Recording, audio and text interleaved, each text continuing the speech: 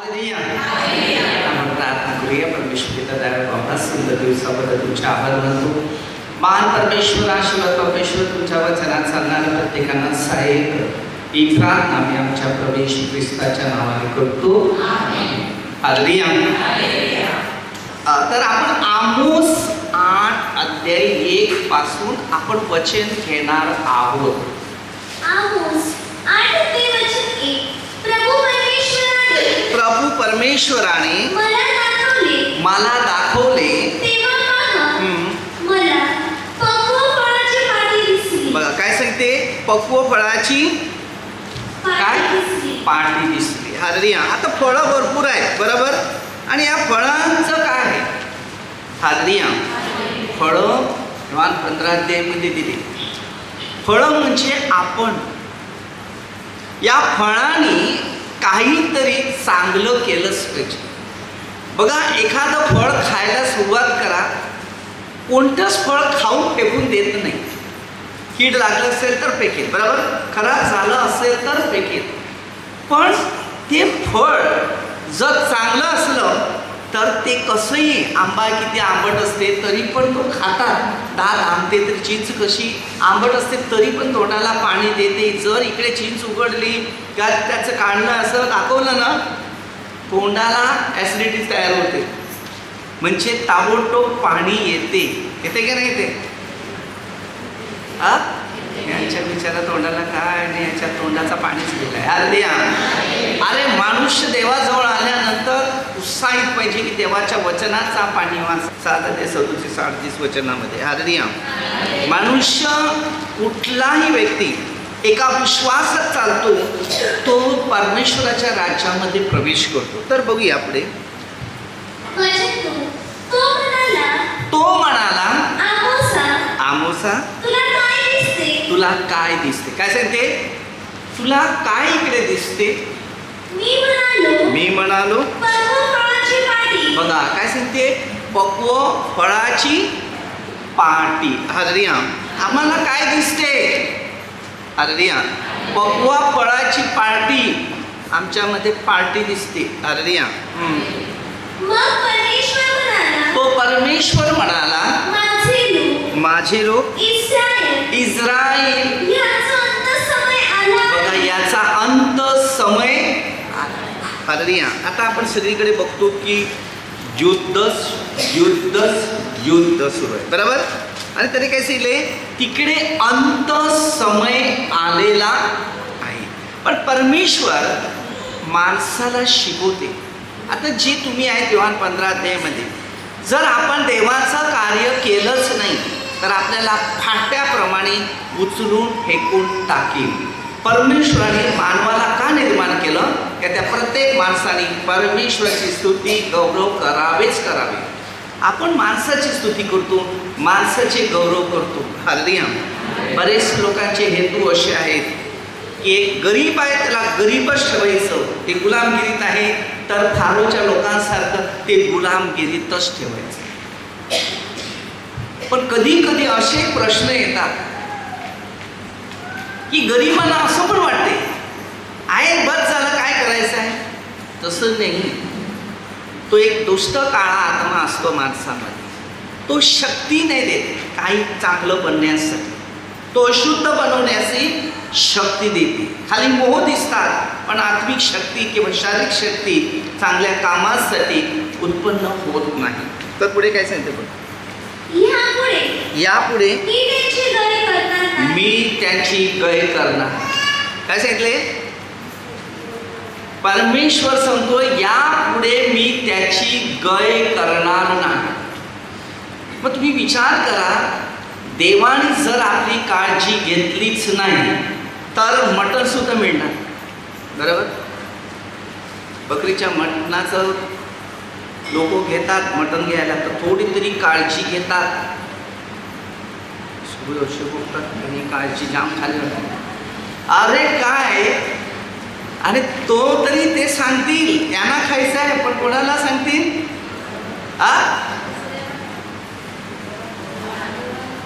आमच्या छोट्या पोराला त्या छोट्या पोराच्या नावाने एक खोट्या या खातात. बरोबर आहे की नाही? कारण मी स्वतः पहिला जात होता तेव्हा मी अशा गोष्टी कानाने ऐकल्या. विचार कर, छोटा पोरगा काळजीच खातो का? वचन 3. प्रभू परमेश्वर म्हणतो, प्रभू परमेश्वर म्हणतो त्या दिवशी मंदिरातील गीते बघा, मंदिराचे गीते आक्रोदनाची होती. हालेलुया. आता माणसामध्ये बघा, मंदिराची गीतं सगळी चेंज होत चाललेली आहेत. बरोबर ना? हालेलुया. एखादा मनुष्य चांगलं गात असेल तर दुसरा सांगितलं, हे काय करतो, ते काय करतो, ते काय करतो. कुठे ना कुठे अडचणी उत्पन्न केली जातात. ती परमेश्वराने आमोसला सगळं भविष्यवाणीविषयी शिकवलेलं होतं की काय बघ, तुला बघ काय दिसते, काय होणार आहे ते. बघा काय सांगते, प्रेताच्या राशी पडते. होणार आहे, आता येणार काळ आहे. लोकांना काही वाटते. आता जर तुम्ही बघा, युद्ध सुरू आहे तर राशी पडतच आहे. भूकंप येणार आहे, राशी पडणार आहे. महामारी येणार आहे, राशी पडणार आहे. कारण गरिबावर अत्याचार, अन्याय होत आहे ना, होणार आहे. कारण हे शास्त्राचं शिक्षण सत्य आहे. हल्ली चालू आहे. एखाद्या माणसाला वाटते की माझ्या हातात सर्वस्व आहे. नाही, तुझ्या हातात कोण नाही. तुझ्या हातात तो आहे ना, तो तुझा हात तुझा बरोबर सीधा करतो. तुझ्या हातात ही संपत्ती आहे. तुझ्या हातामध्ये मोह आहे. तुझ्या हातामध्ये अहंकार आहे. तुझ्या हातात परमेश्वर आहे ना, तू परमेश्वराचा. एव्हान 15:4-7 आपल्या प्रत्येकाला अनुभव घ्यायचा आहे. तर बघा पुढचं वचन काय सांगते, सर्व ठिकाणी ती मुकाट्याने बाहेर फेकतील. बघा, सर्व काय ठिकाणी, सर्व ठिकाणी मुकाट्याने बाहेर फेकली जातील. गाडण्याचा विचार तुम्ही कुठून आणणार? फेकली जातील म्हणजे सुनामी यायचे, भूकंप यायचा आहे. हे सगळं ह्यात लिहिलेलं आहे. बायबलच्या सगळ्या पानाकोपऱ्यामध्ये पवित्र शास्त्रात लिखाण केलेलं आहे. जो हे वाचतो तो जीवन वाचवतो, आणि हे जीवनापासून तो बाजूला घेतो, तो जीवन घालवत असतो. म्हणून ही शेवटची घटका कशाला आले माहिती आहे तुम्हाला सांगतो, की लोकांचा विश्वास नाही देवावर. बाकी सगळ्या गोष्टीवर विश्वास आहे. हे सगळं जे माणसाची निर्मिती आहे ना, ते सगळं खाली पडणार. हालेलुया. विमानात जायला सुद्धा लोक घाबरतील. विमानात ढग आले की विमान हालायला सुरुवात होईल. कारण त्याचं सॅटेलाइटचं जे चिन्ह आहे ना, ते बिघडलं जाईल. अनेक प्रश्न येणारा समोर पाहिजे. बघा ना, सगळं वरून खाली येतं, तारे पण गळून खाली येतात. जो मनुष्य समाधानिक आहे तो बिनधास्त आहे. कारण त्याला माहिती आहे देव माझ्या जोडीला आहे, मला काही पडलं नाही. काय माहिती, तो त्याचं होईल ते माझं होईल. हालेलुया. सिस्टम आपल्याला चेंज करायची.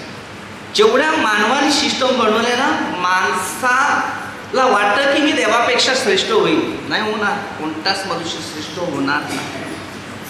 भले योहान 14:12 माझ्या विश्वास माझ्यापेक्षा मोठी कृत्ये करीत, परंतु श्रेष्ठ नाही होऊ शकत. कारण हे शास्त्र इतकं सुंदर रीतीने मार्गदर्शन करते. ज्याला त्याचा इंटरेस्ट आहे तो सुखी आणि समाधानी शांती. कधी कधी मी बघतो माणसामध्ये दुष्ट आत्मे भरतात, पण पवित्र आत्मा भरत नाही. तुम्हाला मेन पवित्र आत्म्याची गरज आहे. ये पुढे काय सांगते बघ. काय सांगते, जे तुम्ही मिळवण्यासाठी घेण्यासाठी. काय सांगते, गरजूना. लोकांना गिळायचा प्रयत्न करतात की नाही? लेकराच्या पहिल्या पत्रामध्ये 5 आहे. सैतान गरजणाऱ्या सिंहासारखा कुणाला तरी गिळायला. आपल्या प्रत्येकाच्या शिक्षणाकडे अनुभव घ्यायचा आहे की मी देवाकडे जास्त आहे की देवापासून दूर जास्त आहे. काय सांगते बघ जरा.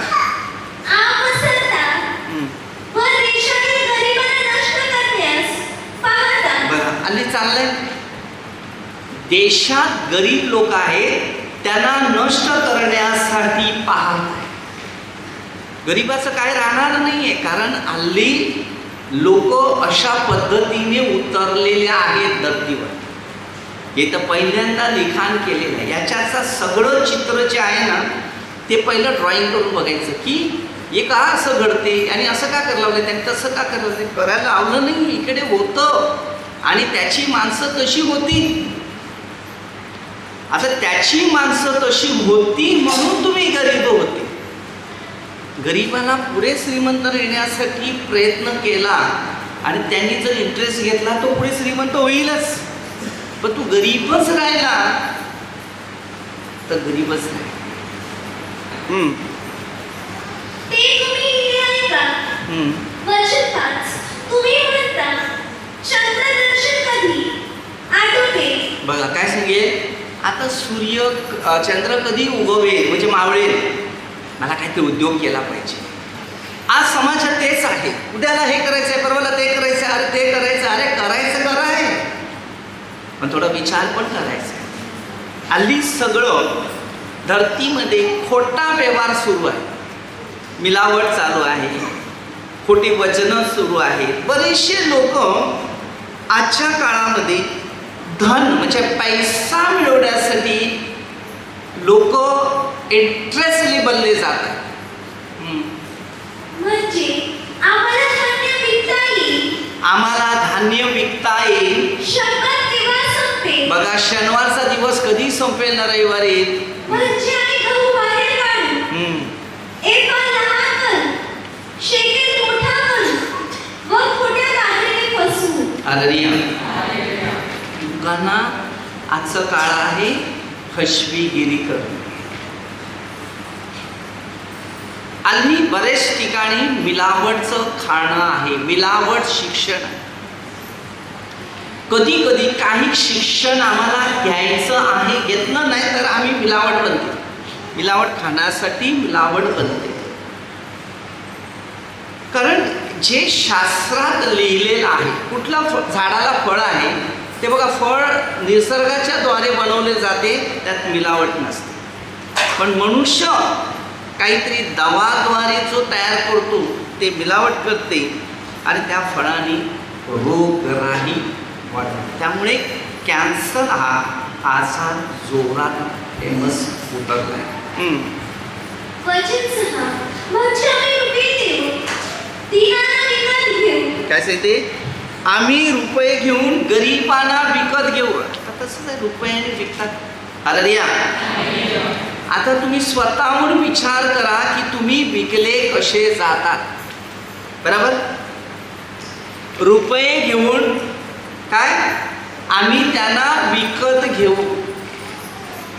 पहिल्या जमान्यामध्ये बरेचसे लोक बरेचसे देशासाठी एकमेका देशात विकले गेले, अद्यापर्यंत विकतात. कोण लढाईसाठी देतो, कोण तरी असाच कामासाठी जातो, ह्याला जाणं ते विकतात. मग आता एखाद्या कंपनीने अमुक माणसं खरेदी केली, मग ती दुसऱ्या माणसाला विकतात की अमुक वर्ष त्यांनी एक काम करावं, अमुक वर्षासाठी आमची माणसं तुम्हाला दिली जाते आणि ह्या मोबदला आम्हाला तुम्ही एवढा पैसा द्यावा. अरे असं हे शिक्षण आहे आणि हे शिक्षणात होते. तर बऱ्याचशा लोकांमध्ये घटना आहेत.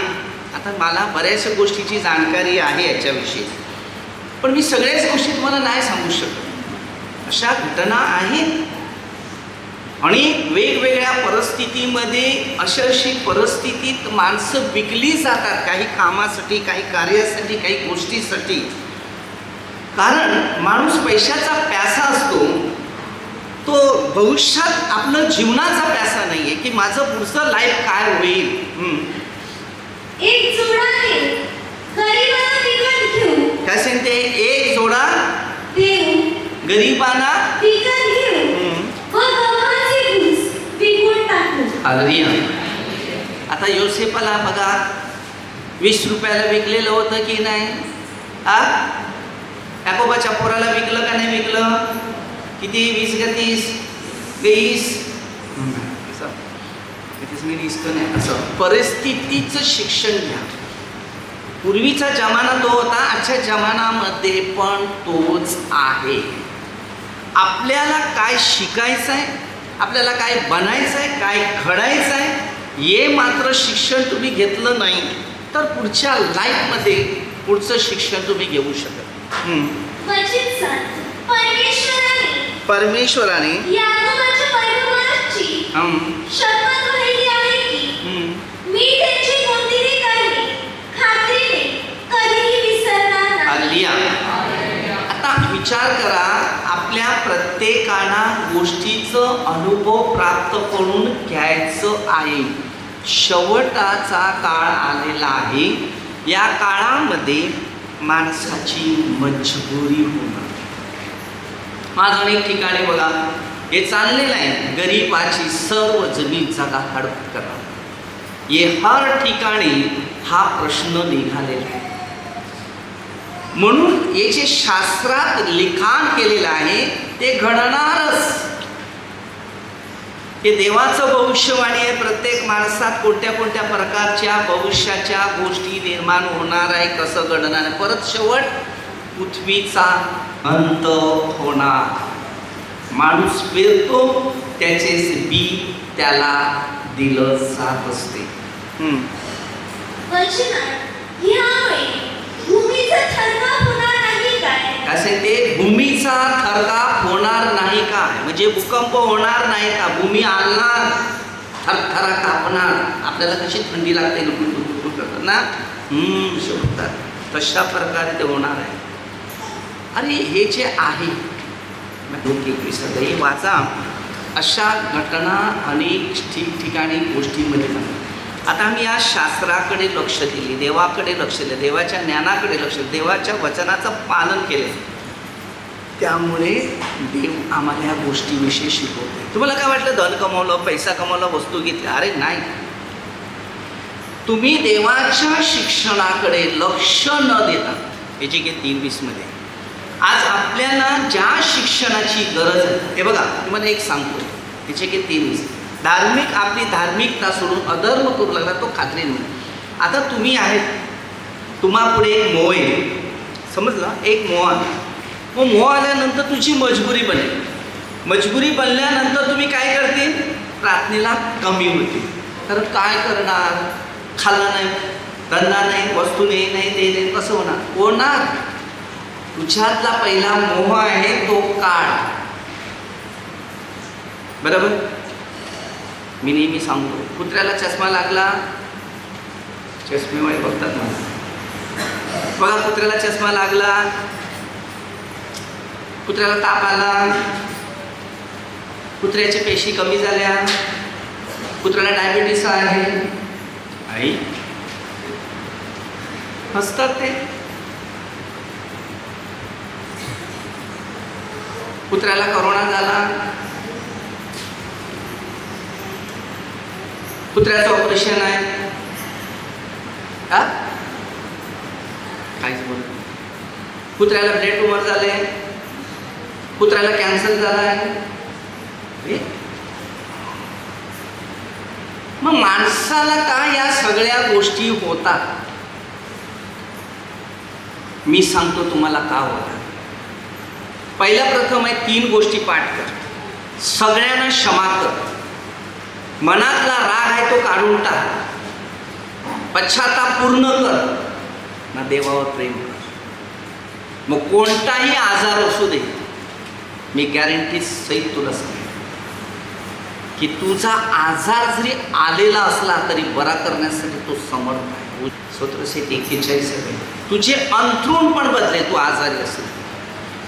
मग ते 25:21 पासून 46 पर्यंत तुम्ही एका कनिष्ठ बंधूला, तुम्ही गरीब आणि गरजवंताला खायला घाला, तुम्हाला परमेश्वर मोठा आशीर्वाद देईल. एक दिवस आजारी होतील पण दुसऱ्या दिवशी आजारातून मुक्त होतील. कारण आपण गरीबाचा खास खातो. त्यामुळे आपली परिस्थिती सुधारत नाही. जे गरीब म्हणजे नक्की कोण? गरीब नक्की कोण? ज्याच्याकडे काहीच नाही, ना उत्पन्न करणारे, काम करण्याची शक्ती, ना हात, ना सारखे पाय, ना सारखे डोळे की काम मी करू शकेल. असे गरजवंत व्यक्तीला ते मदत करणं. जे खाटेला खेळले आहे की त्याला खाटेतून उठता बसता येत नाही अशा लोकांना मदत करणं. ये धन, ये पैसा. हे बघा, मनुष्य लग्न असू दे, कार्यक्रम असू दे, प्रोग्राम असू दे, काहीतरी मोठा उत्साह असू दे, कर्ज काढून करतील, पण गरीब आहे, गरजवंत व्यक्ती आहे, त्या गरजवंताला एक घास देण्यासाठी माणसाचं मन खवळतं. गरिबी करतो कोण? आपले नातेवाईक, आपले मित्र, आपली संगत, हे गरिबी करतात. मला सांगा, तुमच्यामध्ये जेव्हा तुम्ही गरीब पडता किंवा तुम्ही आजारी पडता तर फक्त किती दिवस तुम्हाला भेटायला येते की तुम्हाला मदतीला किती लोक धावतात? मग मी सांगेल, ज्यांची संगत मैत्री करायची ती सगळ्यांची करा, असं नाही आहे. घरचे पुढे ठीक आहे, सगळ्यांना मदतीसाठी धावणं हे मानव प्रेम आहे, पण असं नाही आहे की नुसतं गरजवंतांच्या गरजा न भागता मोज मजाने आयुष्य आराम करणं, त्याच्यातच आपलं मन गुंतवणं ही देवाच्या आपुलकी आहे. असं नाही आहे की मी असं सांगणार की तुम्हाला वाटतं की मी त्याचा तिरस्कार करतो, तसं नाही आहे. छोट्याशा कार्यक्रमामधूनच आपलं भविष्य चालवणं गरजेचं आहे. अनेक ठिकाणी तसं आहे. जेव्हा तुम्ही दुसरा अध्याय बघा, काना गावी इथे लग्न होतं, लग्नाला द्राक्षरस संपला, लग्नाला एखादी वस्तू संपली तर लोक हसतात आणि सांगतात, तर आमंत्रण करतात कशाला? जर घरामध्ये खाण्याची एवढी शक्ती नाही देण्यासाठी, मग कशाला आमंत्रण करतात?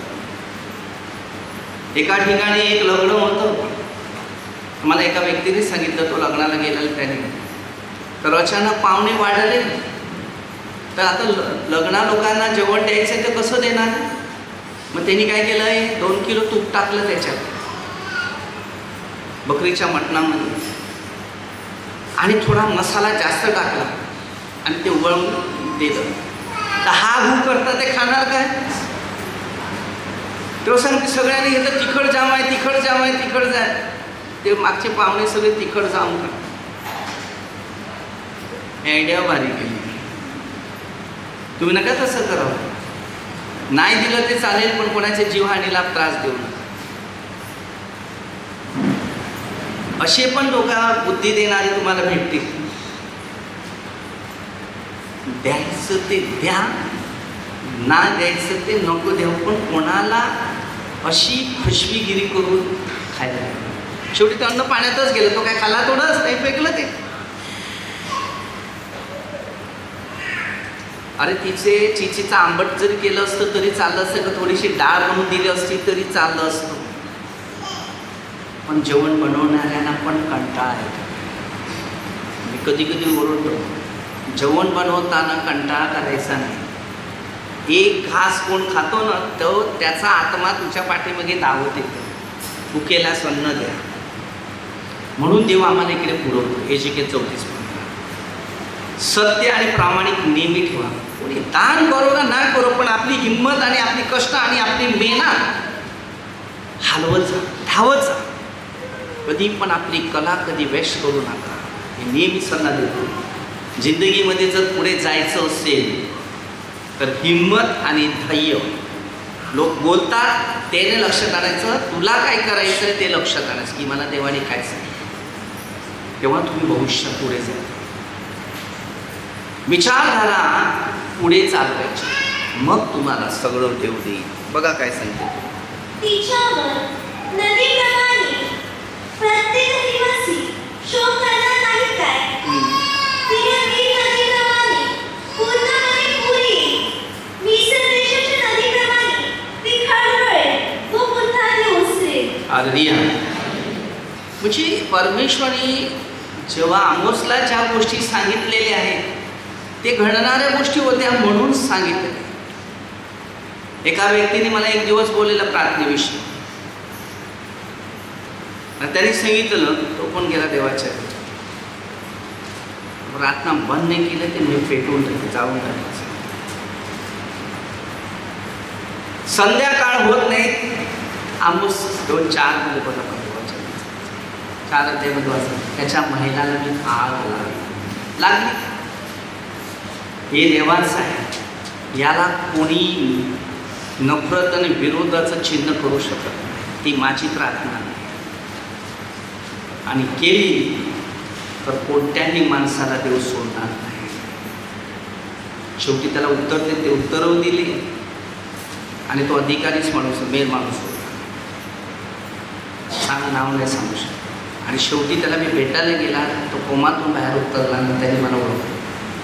दुसरा प्रश्न आहे, शेवटी काही वर्षात तो मरण पावला. कोणाला बंद करायला लागलेला? आज एवढा जीव आत्म्याला वाचवतो. तर देवाला आवड आहे, तर तुला का नाही आवड? तुझ्या शैतान आहे म्हणून तू असा विरोध करतो.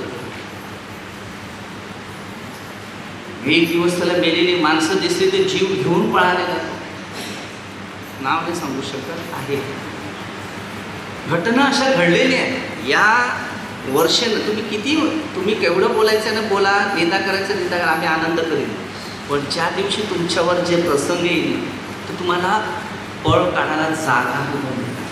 कारण देवाचा क्रोध भटकला ना, तो कधी कोणाला सोडत नाही. तुम्ही बघणार काही दिवसात तुम्हाला माहिती आहे काय अनुभव असतात. कारण मी अनुभव माझ्या जीवनामध्ये घेतले. जेवढे लोक विरोध केले त्याला परमेश्वर सांगितलं, मी काय नाही म्हणत, देवा तू सांगितले क्षमा कर, वेळेवर मी विनंतीच करेन, मी तुमचं ऐकणार लोकांचं. मग तुझा हिस्सा काय आहे तो तू बघ, ते तुझं कार्य आहे, माझं कार्य नाही. आणि अनेक लोकांमध्ये घटना होतात आणि घडणार आहेत. सावध राहायचं की आपण पश्चाताप करायचं, कारण अशा झाल्यात. पण मी तुम्हाला शिकवतो. पुढे काय सांगते बघ. प्रभू परमेश्वर म्हणतो त्या दिवशी अशी होईल की मी सूर्याचा बघा, सूर्याचा दुपारी मी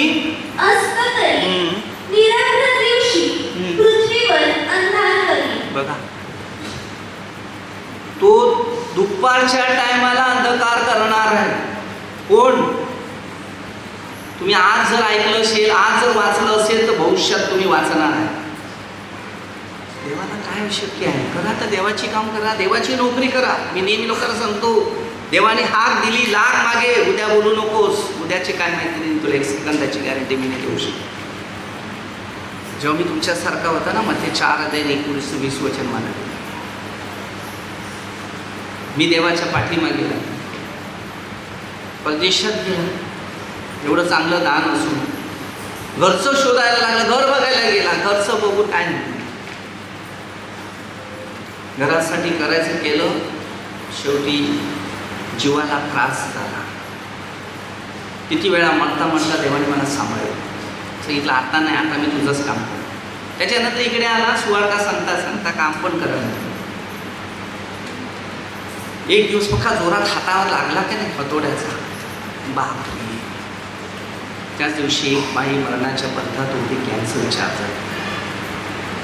आणि त्या टायमाला मला बोलवलेलं, मी संध्याकाळी देवाला सांगितले, या आज मी लास्ट काम करते, याच्यानंतर मी काम करणार आहे, सगळं सोडून जाईल ना. बस निर्णय घेतला आणि त्यानंतर हे केंद्राची सुरुवात. मग मी खाण्याचा नाही विचार केला, पिण्याचा नाही विचार केला, आधी त्या. पण परमेश्वर एवढं सांभाळेल, आजपर्यंत सांभाळेल पुढे पण सांभाळेल. तो माझा परमेश्वर जीवन आहे. त्यामागे लागा. तुम्ही जीवनात जर माणसाच्या मागे, पैशाच्या मागे, धंद्याच्या मागे शेवट मुश्किलता येईल, कारण त्याशिवाय दुसरा पर्याय नाही. जेवढं आम्ही देवाविषयावर विचार करत बसला तर देवाच्या इच्छेप्रमाणे जिवंत आहे. तुमचे उत्सव मी शोकाचे दिवस करीन, तुमची सर्व गीते विलाप करीन, सर्वांच्या कमरेस गोंधपाट गुंडाळेल, सर्वांची डोकी भाजून टाकीन. कोणी एकुलती एका पुत्रासाठी शोक करावा, त्या प्रसंगासारखा तो प्रसंग करीन आणि त्याचा शेवट क्लेशमय करीन. हालेलुया. आज तुम्हाला माहिती आहे की कसं झालं, दुःखातच आपलं जीवन झालं. आज किती लोक आहे, एकुलते एक पुत्र गेलेले. मग हे बायबलमध्ये लिहिलेल्या पवित्र शास्त्रात लिखाण केलेलं आहे. का केलेलं आहे हे कधी वाचणार आम्हाला? कोणत्या माणसाने आम्हाला सांगा या विषयावर माहिती? आज अनेक ठिकाणी शाळा कॉलेज शिक्षण आहे, ओके बरोबर आहे, प्रॅक्टिकल पण पाहिजे, कला पण पाहिजे, पवित्र जीवन जगतात ते पण पाहिजे, धार्मिक शिक्षण हमेशा पाहिजे, तेव्हा माणसाला स्वर्गीय राज्याच्या गोष्टी. आज या जगामध्ये फार कमी झालेलं आहे धार्मिकता, अधर्म सुरू आहे आणि यामुळे माणसाचे मानसिक संतुलन बिघडलेलं आहे. माणूस हा विचार करत नाही की मी पवित्र देवाच्या अपूजित गोष्टी करत आहे, देव मला सोडणार आहे का? माणूस माणसाला मारणार आहे, माणूस माणसाला सतावणार, माणूस माणसाला दुखवणार आहे. मग ते 10-17 दिले माणसाच्या बाबतीत. पण तो आहे तो, तुला आत्मा कोणी दिला?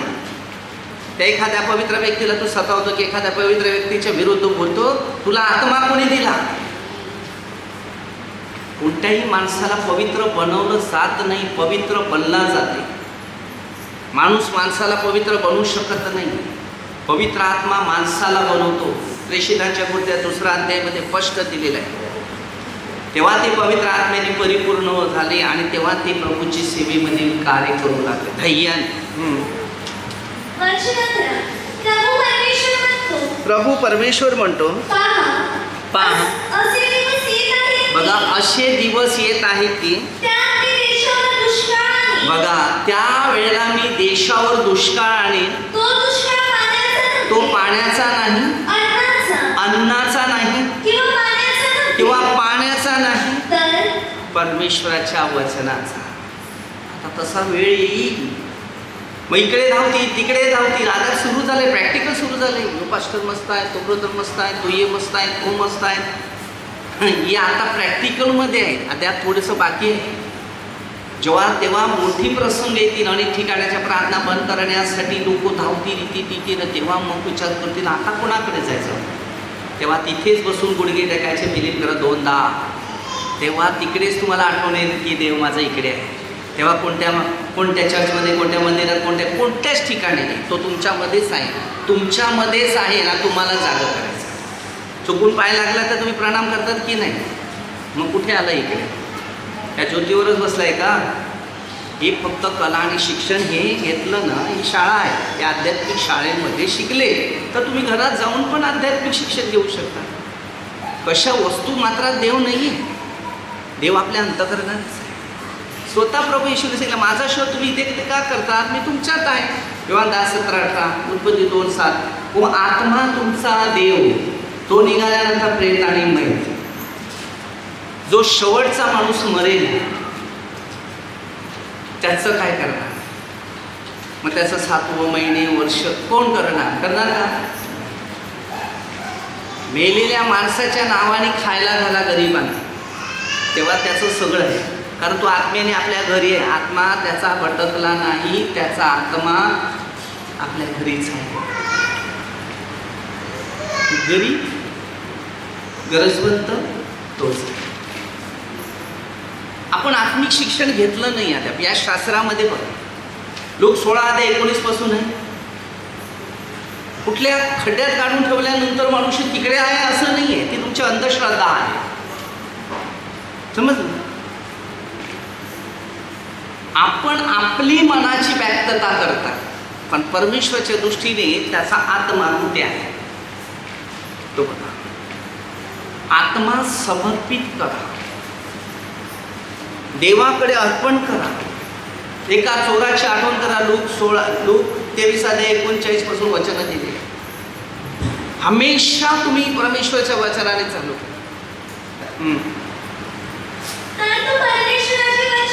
कारण परमेश्वराची वचने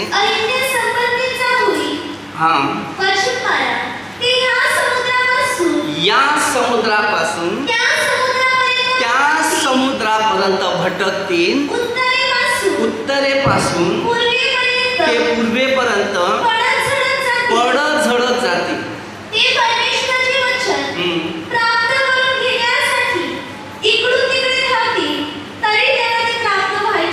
कारण का? जे घेणार होतं तेव्हा घेतलं नाही. मग तर माणूस इथे जाऊ का, तिथे जाऊ का, तिथे जाऊ का, तिथे जाऊ. पहिले शिका ना काय घ्यायचंय. लॉकडाऊनमध्ये बघितलं लोकांनी, बरोबर सगळं बंद झालं. का बंद झालं? मग तुमच्यात देव होता ते बंद व्हायला नाही पाहिजे. प्रेषित 5:38 देवाचं असेल तर बंद करताना. आता सगळे फिरले, आता आपण लोक फिरल्यात, उलटे बाजूला आल्यात, फार कठीण जाणार. कारण काय माहिती आहे, पवित्र शब्दाचा अपमान केल्यानंतर प्रसंग पाठीत येतो आणि ते पाठीमागे आल्यानंतर बघा हे शिकवण आपल्याला घ्यायचं आहे, वचन रद्द करायचं नाही. वचन 13. त्या समय सुंदर तरुणी व तरुण तहानेने मूर्छित होती. वचन 14.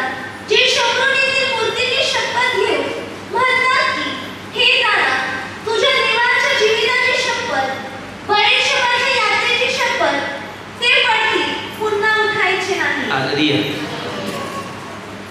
विचार करा, आपण पडणार, उठणार नाही. कारण का मूर्तीकडे गेलेल्या माणसाची मानसिक संतुलन बिघडते. तर बघा, या काही गोष्टीचा तुम्हाला अनुभव घ्यायचा आहे की आम्ही पश्चाताप करणं महत्त्वाचं आहे. आम्ही परमेश्वराच्या वचनाचं पालन करणं गरजेचं आहे. आपण कुठे आहे? स्तोत्रसहित 49 अध्याय वाचा, 17 पासून घे. स्तोत्रसंहिता 49 अध्याय वचन 17. कारण तो मृत्यू बघा, कारण जो मृत्यू पावे तेव्हा बरोबर काहीच घेऊन काय जाणार घेणार? नाही. मग कशाला धनाच्या मागे लागायचं, वस्तूच्या मागे लागायचं? हर चीज पाहिजे, हे पाहिजे, ते पाहिजे. अरे त्याने काय सांगितलेलं आहे? म्हणून पवित्र तेव्हा काय घेऊन जाणार? त्याचा थाटमाट त्याच्या मागून खाली उतरणार नाही. त्याच्या पाठीमागे दुनिया करा पण काय होणार नाही, कारण देवाचे नियम तसे आहेत. समजलं? म्हणून हे शिक्षण तुम्हाला ना मला सगळ्यांना घ्यायचं आहे. म्हणून आपलं लक्ष केंद्रित करा. योहान 11:25 पुनरुत्थान जीवन येशू आहे आणि येशूवर विश्वास ठेवणारा मनुष्य कधी मरत नाही, जगत राहील आणि जगत युगाच्या अंतापर्यंत. 28 अध्याय 19-20 विचार. जो आज्ञा नियम पाळत आहे तुम्ही युगाच्या अंतापर्यंत सर्व दिवस तुमच्या देवजोडीला असल्यानंतर मरण येत नाही. लाजर बघा 4 दिवस कबरेत पडलेला होता. प्रभू येशू गेला, त्याच्याकडे होता तो, त्याच्याकडेला तो जिवंत झाला. जिथे येशू गेला तिथे जिवंत केलेलं आहे. मग तुमच्यामध्ये येशू आहे, तुम्ही जिवंत आहे. तुमच्यामध्ये येशू नाही तर तुम्ही पूर्ण मृत्यूमध्ये पावलेले लोक आहेत. आपण माणसाला खुश करायचं नाही. मग ते दावत दिसते, तुम्ही देवाला खुश करा, देव तुमच्या जोडीला आहे. तर आता आपण छोटीशी एक प्रार्थना करा शेवटच्या अंताचं काय होणार आहे त्याविषयी. हे परमेश्वर पिता दयाळू बाबा, सुंदर दिवसाबद्दल तुमच्या आभार. महान परमेश्वर, आशीर्वाद परमेश्वर, तुमच्या वचनात, तुमच्या शिक्षणात, तुमच्या नियमाचा मला जाणण्यासाठी प्रत्येकाला सहाय्य कर. गरीब लोकांना मदतीचं सहाय्य दे परमेश्वर. तुमच्या इच्छेनुसार अनेक लोक गरीबांना गरीबच पाडून त्यांना गरीबाचं जीवन नष्ट करण्याचा प्रयत्न करतात. तेव्हा प्रभूचा आशीर्वाद देवा. परमेश्वरची इच्छा प्रमाणे सहाय्य करणं सर्व देवकामदार सर्व पोलीस प्रभूचा आशीर्वाद. ही प्रार्थना प्रभू येशूच्या नावाने करतो. आमेन. हालेलुया.